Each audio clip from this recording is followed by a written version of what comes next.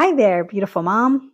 I am a compassionate social coach, and I specialize in supporting kids, teens, and young adults with neurodiverse challenges. And as a dedicated parent coach, I am obsessed with empowering moms to better navigate the complexities of a neurodiverse world. My mission is to be your rock and foster strength, to nurture your newfound confidence as your accountability partner while you are learning new ways to combat challenges and create more peace in your life. Welcome to Parenting Powerhouse.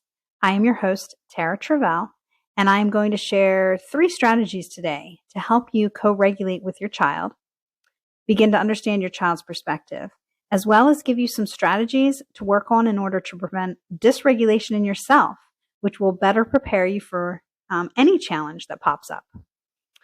So, strategy number 1, approaching your child's challenge or meltdown. Or tantrum, whatever it is in that moment. But I want you to first remind yourself it is not personal. And this seems easier sometimes and not so easy other times. So why? Well, the first thing you want to do is ask yourself that question, is my child trying to hurt me on purpose? Because that sure is how it feels, doesn't it? And the answer, more than not, almost all the time, is going to be no. It's not intentional. It's not intentionally being done to hurt you. Because as they are hurting, they are lashing out towards you. But it is not about you. When my grandson is in a bad place emotionally and says hurtful things about himself or his life, it initially really feels bad to me when I hear it. And why is this? Well, first of all, I don't want him to feel that way because it is hard and he doesn't feel good about himself. And that just breaks my heart. Second, it's really affecting me because in reality, I'm trying to support him. I'm trying to teach him these things. I'm trying to guide him. And therefore, it's going to affect my emotions because I am a stakeholder. So even though it is not a personal, intentional attack on me, it sure feels pretty personal in that moment. So another thing in that moment that we should think about is, should I stay or should I walk away? Should I go? Timing is really sometimes everything. It is not always necessary to address the issue at the moment unless it's dangerous, unless it's like a dangerous situation. We don't have to address it right then and there because it's just like feeding an alligator, right? We most likely get bitten every time we try to intervene right in the moment. So at this moment, he's dysregulated and needs time and sometimes a little space to get a point where he can just think straight and hopefully think rationally. That's, the main goal, right? And, to be honest, the stomping off, slamming his door shut behind him, isn't exactly a welcomed or the most expected behavior, but it is giving him the opportunity to try and regulate, to have a little bit of control or that feeling like he has to do something or he needs to do something. And that's just the beginning. So that behavior can be addressed later after both of us are calm. Another thing to do in this moment is only ask maybe one question, maybe 2, because we tend to want to ask questions to find out the answer for them to help us help them, right? To understand what's going on. It should be a little easier. But we need to limit that questioning because questions may just frustrate your child because their executive functioning is almost non-existent at this very moment because their emotional state is so already out of sync. So maybe choose 1 to 2 benign, very objective questions. And this will get you in a position to assess their level of dysregulation because they might be, at a really high level of dysregulation or maybe at a level where they are going to be open to support. But you really have to kind of figure that out. It's kind of up to you. And you can gauge their level of rational thought just through their response. So look at their tone. and the volume of their voice and body language to gauge. Don't listen to their words, because the most common words that we hear are like, I don't care, I hate this, I hate my life, everything sucks, it is all your fault, and so on. I mean, there are so many different things we can hear, right? And again, go back to that personal. Is it personal? No. These are just the things that they are saying because they're the first things they think of to try to escape this horrible feeling that they're feeling, that they're stuck in and they just can't get out right now. So this isn't really how they feel, all of those words. It is just that momentary like thing they do, even if it happens like every time. They may use the same words over and over again. Well, they're building a strategy, right? They're kind of building a habit, which we will eventually help them break that down and regulate differently. But right now, this is where we are. So really, it's just so much easier for them to use hurtful words when they're in pain, because it's just too hard for them to meet the reason head on. And I mean, that's saying that they even know what the reason is, right? So still, in that moment, we're trying to get through that moment to be able to help our kid regulate enough to be able to address the issue, come and talk to us, or at least calm down to figure it out themselves, if it's something they can do on their own. And one thing we really have to remember is that what your child is feeling is real and it's really big to them. Everything is so, so big. Remember, we've already been through this. We've already developed our brain. We've had all of these types of experiences and feelings. So to them, it is huge. It's real big. It might be something new, even if it's similar to something else. It feels very new. It's a new experience. So it's going to be huge. And feelings can't be controlled. But sometimes the emotion can, and that's what we need to eventually teach them and help them with. So let your child know that you can understand that feeling that they're having. And you might even feel the same way in the same situation, even though they're not able to rationalize and regulate their feelings, right? Just make them feel like they're not alone in this feeling, that it's okay to feel this. And if you say, hey, I think I can understand, they might lash back with, you'll never understand. You don't understand me. That's just a response. That has nothing to do with you. It doesn't mean that they believe that. It's just in that moment, they can't get beyond where they are right now. So in this first strategy, the last thing that I'd like you to do is really listen without advice or suggestions. This may be one of the hardest steps, but just listen. And that right there can be so, so powerful. Just the silence and just listen if they want to talk or when they're ready to talk, because that's going to build that trust that you are listening and they are feeling like you care. You can say it all you want, but they still have to feel it. And this can really help with that feeling.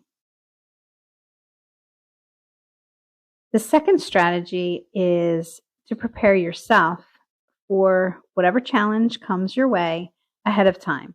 The preventative is probably the best measure. The best way to do this is to develop a better relationship with yourself. And this is by no means easy or quick. I'm going to share some techniques that can help you begin this journey. And you may find yourself adopting ideas and thoughts that resonate with you, but really it's up to you. This is your journey, your unique situation. And I want you to take a look at some of these things that I'm going to share with you as just maybe jumping off points. And you may totally change them into something else, or you may use them and just make them your own in your own way. So the first thing that I would like you to think about is this can be in the morning, afternoon, evening, anytime throughout the day. Try to be present in the moment and set an intention. So it could be setting an intention just for the day. And your statement needs to be in the present tense. so that you can convince your brain that it is true. Because a lot of times we may wake up and say, I just hope today is going to be great. Or I wish today could be better than yesterday. If you really think about that statement, it's almost like you are like just throwing it out there, and it's just continuing to move and move and move. It's not really something that is going to happen. It's not set in stone when you make a statement like that. I wish, I hope. It's almost like it's not going to happen. You're just hoping or you're wishing, but it's not something that is going to happen. So I want you to think about it in the present tense. And an example is, if you want today to be a good day, then you say, today is a good day. Or even more powerful, today is a fantastic day. So this is kind of hard to get used to because we're so used to saying it the other way. But if you say it in the present tense, you don't have to necessarily believe it. But when you say it, you're actually convincing your brain that this is true. And that's what you want to do. It's just a lot of convincing, a lot of affirming what you already know deep down inside. So the second one, let's get into something a little tougher for some of us. This is something you want to do when you look in the mirror, maybe right away in the morning, when you go to brush your teeth or whatever. Some of us don't even look at ourselves in the mirror necessarily, like deep, look into our eyes. It can be uncomfortable. Maybe we're not so happy with ourselves. Maybe we're not in such a good mood and it just doesn't feel good. It just feels kind of awkward or yucky. Well, this is something that is not natural. We're teaching ourselves to do this. So I want you to try this. I want you to say, I love you in the mirror while looking into your eyes. And it may seem weird or uncomfortable, but you can learn to say it, and you can learn to hear it, and you can learn to believe it, and eventually you will live it. And why not love yourself? So this is very hard, I know, but if you train yourself to do this, then you just feel a little bit better about yourself, about the day. You go into the day feeling a little bit better, even if it's temporary. That's okay. It's something, right? So those are two things that take a while to learn and buy into.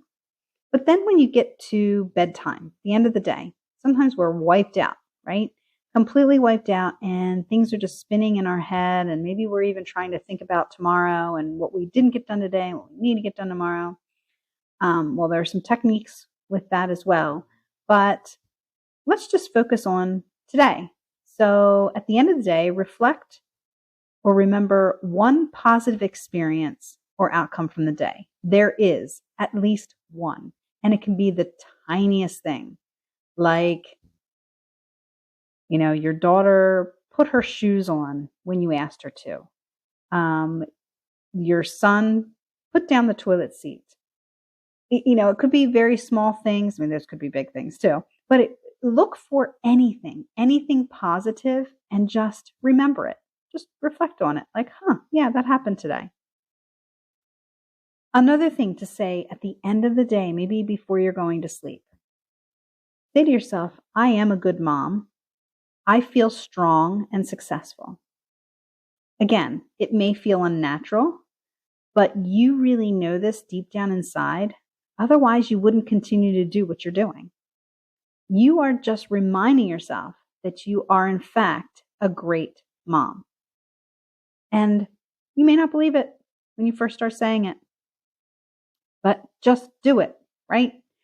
Distract your mind from everything else. Say this, even if it's just a distraction from negative thoughts or, not feeling so great that day. It's a distraction. Look at it as that and just say it.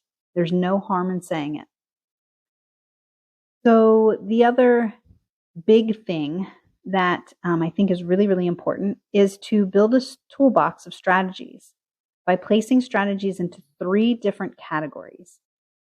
And these categories are preventative, momentary, and post-stressful situation.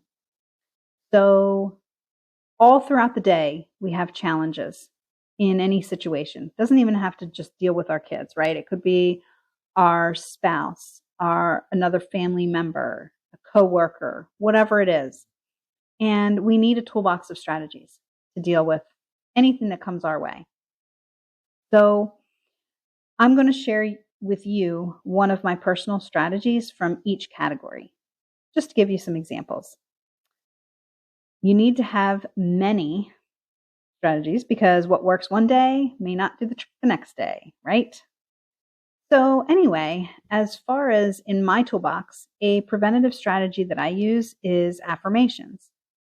I pick one thought, like joy, and just say these things about joy to myself to affirm what I already know. I may not believe, but what I already know deep down inside. I am joyful. I feel joyful. I love being joyful. I know that I am full of joy. Just really trying to convince my brain, right? And at least for the moments that I'm saying these things, I do feel joy because that's what I'm concentrating on, joy, right? Okay. That's preventative. And, sometimes I say these things throughout the day if I feel like I'm going off track or I'm feeling a little sluggish. So in the moment, of course, we need momentary strategies because so much happens in the moment. And it's difficult to, have something right at your fingertips unless it's in your brain. And it's got to be quick, right? So a strategy that I like to use is in the moment, if I'm like really like stressed and I know I'm at such a level that I just can't do anything except for hopefully distract myself or get out of this thought. I look around and I say that I'm grateful for each thing that I can see and feel. So I say things like, thanks for my hands, thanks for this coffee, thanks for this food, thanks for the sun, thanks for my eyes, thanks for the clouds. Just real quickly, just thanks for everything that I can think of and see. And you know what? First of all, I'm trying to say things so fast, everything that I'm seeing, that I totally forget about what I was thinking about before I started. And how in the heck can I think of anything negative if I'm like grateful for everything that's all positive, right? So I don't know. It's a great strategy for me. It may not work for you, but I would encourage you to create 3 different categories for your strategies and make sure you have some for the preventative, some for momentary, and some for post-stressful situation. So my post-stress strategy takes a little bit more time and thought and planning, but I know that if I have a day or 2 or 3 of some stressful events, I may feel okay by the end of the day. I got over them, I got through them, but I know that this stuff builds.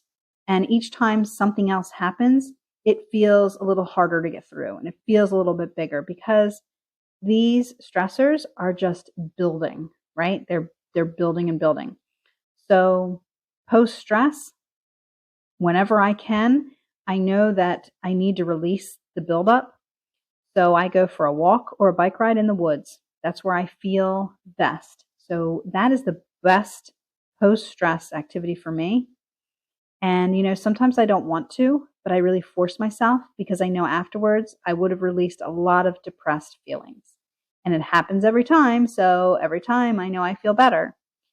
And I think that it's important for you to find something that, even if it takes a little bit of time, it needs to be done to release those depressed feelings over a period of a day, 2 days, a week, whatever it is. So those are the first 2 strategies. We have one more strategy, and each one of these is difficult, but the third one is really involving your kid or kids. And this is really, I want to ask you to take a different perspective when trying to see the world through your child's eyes. And this is really important, especially if your child has ADHD or autism, especially your autistic child. And that's what this really is geared towards. So your autistic child's brain is developing socially and emotionally very differently and slower than typically researched brains. And when there is no cognitive delay, academics will be pretty much on target, which often hides those social difficulties until late elementary or middle school, sometimes even high school. Now, this is when the emotions are developing and the intrinsic values related to social are manifesting. And as time goes by, our autistic kids are just falling behind, and the gap continues to widen until the very late teenage years or maybe even young adulthood, right? So as an example, your teen may not start acting like a teen or what, we think a teen should act like until 14, 15, or 16, whereas non-autistic teens may begin at 10, 11, or 12. So they start later and move more slowly through this development, which means that we have a teenager much longer and can experience teenager mentality into early adulthood. So one way of looking at an example would be when society says kids should be ready to move out on their own, right? In some capacity. Well, the age is 18, typically, but our kids might be at a social emotional age of 14 or 15. So would you expect your 14 or 15-year-old to live on his own or go off to college? This is the way to look at situations and growth timelines. So looking at things from this perspective will pave the way for understanding the way your autistic teen and young adult perceives his or her world. Very important. We really want to try to perceive their world through their own lens, not ours or somebody else's or a professional's. Every person is unique. So these are some basic ideas, and then we want to try to see the world through their eyes. So for the strategy, a lot of observing is going to need to happen on your part, and it's going to be work. Observe when it seems like you're comparing to norms, and observe when your child pushes back. It may mean they just aren't ready, and that's okay. So to kind of wrap everything up, beyond all of these strategies, which are no doubt going to be hard to implement because they need to become automatic, like a habit. Research tells us that it takes an average of 60 days to create a new habit. So this is going to be quite the journey, a journey for you to get in touch with yourself and your child to start to learn how to connect and bring peace back into the home. Isn't it totally worth the investment? Of course it is. So I want to be here for you to support you and bring hope to your parenting trials and challenges. So don't forget to follow Parenting Powerhouse so that you never miss the chance to hear a great strategy or hear an inspiring story. See you again soon.